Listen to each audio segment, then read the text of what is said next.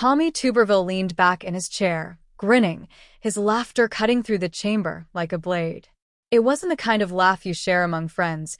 It was the mocking kind, the kind that says, "I don't take you seriously. You don't belong here." And for a moment, it seemed like the laughter might drown out the words of Congresswoman Jasmine Crockett.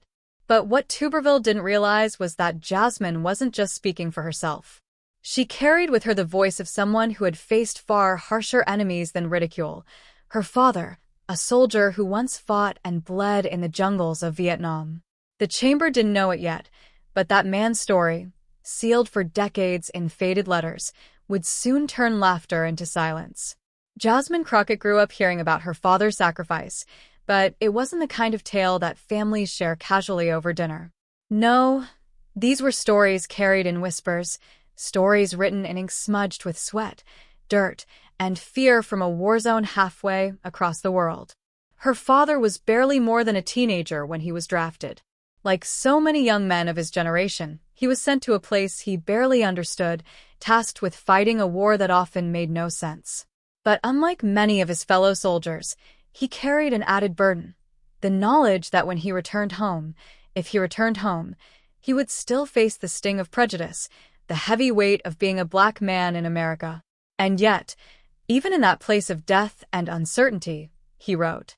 He wrote about his dreams, his fears, his doubts. He wrote about a daughter he prayed to see, a family he hoped to hold again. And most importantly, he wrote about dignity, the one thing no bullet, no grenade, no sneering laugh could ever take away. On this day, as Tuberville chuckled at her, Jasmine reached into that legacy. She didn't meet mockery with mockery. She didn't fight laughter with anger. Instead, she began to tell a story. She spoke about her father, about the boy who became a soldier too soon. She told of nights when mortar fire shook the ground, and yet he sat hunched over paper by flashlight, trying to capture his thoughts before dawn. She described the way he dreamed, not of medals or parades, but of a future where his children could walk into any room and not be treated as less. And then she began to read. The chamber quieted, as though the very walls leaned in to listen. She read the words her father had penned in 1969. "If this letter reaches you, it means I have survived another night. Some of my friends didn't. Sometimes I ask myself why we're here, why young men from different towns are dying in a jungle most of us couldn't find on a map. I tell myself it must be for freedom. But what is freedom, if when I come home, I am still less than equal? I hope one day, my children won't have to ask that question.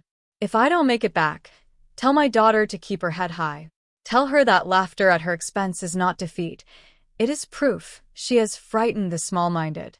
Tell her dignity lasts longer than war, longer than shame, longer than death." As her voice carried across the room, the grin on Tuberville's face melted. The laugh that had sounded so confident just moments earlier was gone.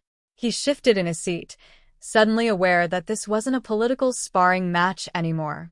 This was something heavier, something sacred. Because in that moment, Jasmine wasn't just Jasmine. She was every child who had ever been underestimated.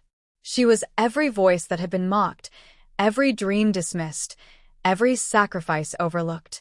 Her father's words became her shield, her weapon, her truth. And the silence that followed was deafening. You could almost feel the weight pressing down on everyone in the chamber. For those few minutes, the usual noise of politics disappeared. No gran standing, no interruptions, no sarcasticas ides. Just stillness. Because no one could argue with the raw honesty of a soldier's words written in the face of death. But Jasmine didn't stop there. She closed the letter gently, her hands trembling slightly. Not with weakness, but with the electricity of carrying something so much larger than herself. Then she looked directly at Tuberville and said, "Senator, you can laugh at me all you want, but you cannot laugh at the sacrifices that built this country. My father shed blood for a nation that didn't always love him back. And yet, he never stopped believing in its promise. That's why I'm here today. Because he believed his daughter deserved the chance to stand, to speak, to be heard." The words landed like thunder. Tuberville had nothing left to say. Because what could he say? What comeback could possibly erase the image of a young soldier writing letters in the mud of Vietnam, dreaming of a world where his daughter could stand tall without fear? The chamber erupted, not in laughter, not in mockery, but in applause that seemed to come from somewhere deeper than politics. It was the kind of applause that rises when truth cuts through the noise. The kind that honors not just the speaker, but the story that carried her there. And Jasmine stood firm, her father's voice still echoing in her heart. That night, the clip of Tuberville's laugh and Jasmine's response would spread far beyond the walls of Congress. It would travel across social media, across living rooms, across generations. Some would see it as a political moment, but others would see it for what it truly was, a daughter keeping her father's promise alive. A promise that dignity outlives cruelty. That silence is sometimes louder than mockery. That a soldier's sacrifice doesn't vanish in the smoke of war. It echoes through the voices of those left behind. Tommy Tuberville's laughter was meant to belittle, but instead, it became the stage for something unforgettable. Jasmine Crockett reminded the world that when you carry legacy in your veins, no amount of mockery can shake you. Because laughter fades. But dignity lasts forever. And on that day, in that chamber, it wasn't the senator's voice people remembered. It was the words of a father from Vietnam, spoken through his daughter, that left everyone speechless. And Jasmine stood firm, her father's voice still echoing in her heart. That night, the clip of Tuberville's laugh and Jasmine's response would spread far beyond the walls of Congress. It would travel across social media, across living rooms, across generations.